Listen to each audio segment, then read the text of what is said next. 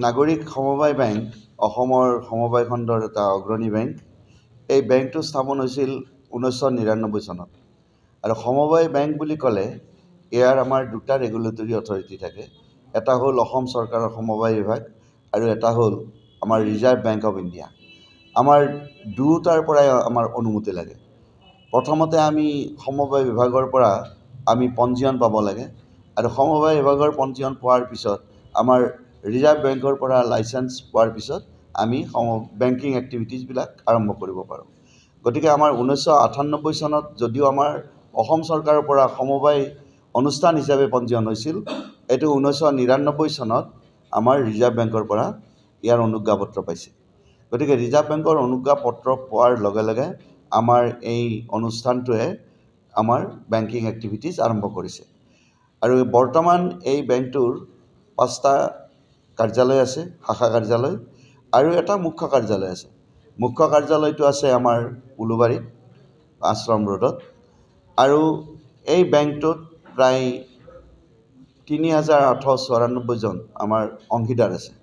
অংশীদাৰসকলেই আমাৰ এই বেংকটোৰ মালিক বুলি কোৱা হয়। তাৰমানে যোনে অংশ ক্ৰয় কৰে তেওঁলোক হ'ল অংশীদাৰ, আৰু এই অংশ ক্ৰয় কৰাসকলৰ আমাৰ ইয়াত নীতি নিৰ্দেশনা দিয়াৰ তেওঁলোকৰ অধিকাৰ থাকে। আৰু তেওঁলোকে বাৰ্ষিকভাৱে ইয়াৰ পৰা ডিভিডেণ্ড পায়। তেওঁলোকে ইনভেষ্ট যিখিনি কৰে তাৰ পৰা তেওঁলোকে ডিভিডেণ্ড পায়।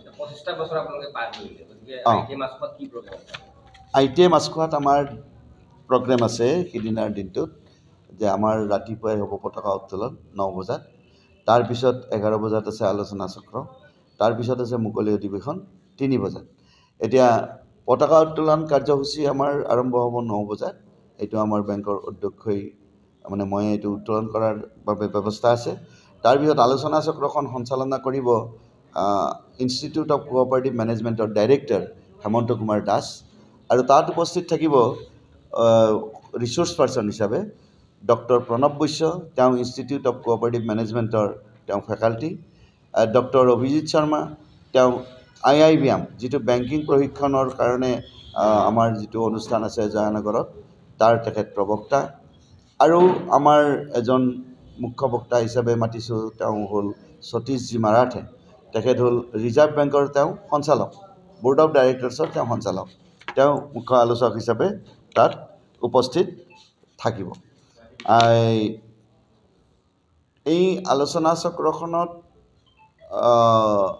আগেতে আমাৰ সিদিনা আমাৰ লাচিত দিৱস হ'ব।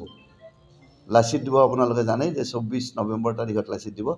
গতিকে আমি বীৰ লাচিতক আমি তেওঁৰ প্ৰতিও আমি কৃতজ্ঞতাৰ চিনস্বৰূপে লাচিতৰ প্ৰতিচ্ছবিত আমি মাল্যাৰ্পণ আছে, যিটো আমাৰ ভাইচ চেয়াৰমেন ভৱেন সিং বসুমতাৰীদেৱে কৰিব। গতিকে লাচিতৰ প্ৰতিচ্ছবিত মাল্যাৰ্পণৰ এটা কাৰ্যসূচী আছে। ইয়াৰ পিছতেহে আলোচনা চক্ৰখন হ'ব। তো আলোচনা চক্ৰৰ পিছত আমাৰ প্ৰীতি ভোজনৰ ব্যৱস্থা আছে। প্ৰীতি ভোজনৰ পিছত 3 বজাত মুকলি অধিৱেশন হ'ব। মুকলি অধিৱেশনত আমাৰ অসম চৰকাৰৰ সমবায় বিভাগৰ মন্ত্ৰী শ্ৰীযুতা নন্দিতা গাৰ্লোচা মহোদয়া উপস্থিত থাকিব, তেখেতে কথা দিছে।